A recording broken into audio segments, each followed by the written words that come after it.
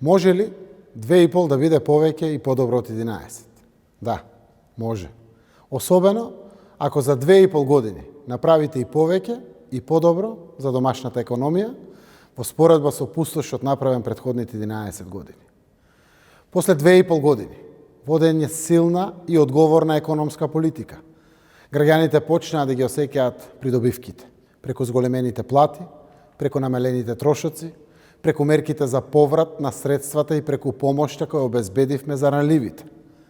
Економијата се мери со бројки. За 2 години оваа влада потпиша 34 нови договори за странски и домашни инвестиции. Од нив 12 фабрики се изградени, а 22 фабрики се во процесот на изградба. Тоа е многу повеќе од двогодишните периоди помеѓу 2013 и 2017 година, кога биле потпишани 7, односно 9 договори за поддршка за градба на фабрики, а биле отворени 6, односно 7 фабрики. Растат странските инвестиции. Во периодот меѓу 2017 и 2019 година имаме 741 милион евра странски директни инвестиции. За разлика од овој рекорд на странски инвестиции, во периодот од 2013 до 2015 имаше 457 милиони евра, а во периодот 2015 до 2017 555 милиони евра странски директни инвестиции. Рекордните странски инвестиции дојдоа како резултат на неколку клучни фактори. Надминувањето на политичката криза, решавањето на споровите со соседите и одговорната економска политика. Фокусот на економијата, заедно со членството во НАТО, ќе донесе уште повеќе странски инвестиции. Поволните услови за странските и за домашните инвестиции, како и активните мерки за вработување, во изминатите 2 години отворија повеќе од 54.000 нови работни места.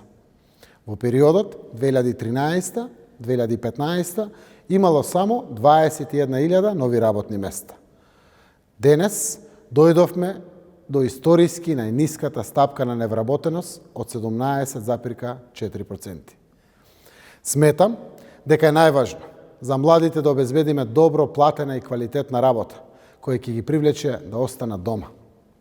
Просечната плата порасна за 2297 денари во овие 2 години, за разлика од растот од само 821 денар во времето на претходната влада.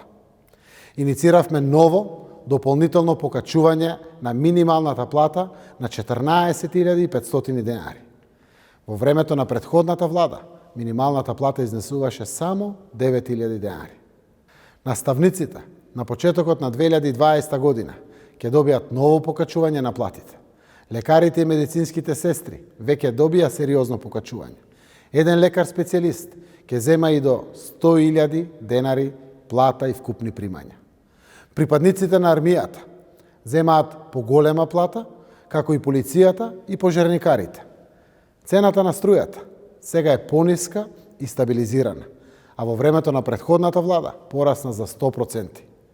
Имаме најниска цена на струјата во Европа, а нашата земја е прогласена за регионален шампион за реформи во енергетиката од страна на енергетската заедница.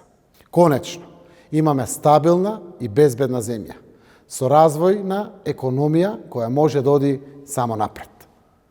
Резултатите во економијата станаа видливи и опипливи.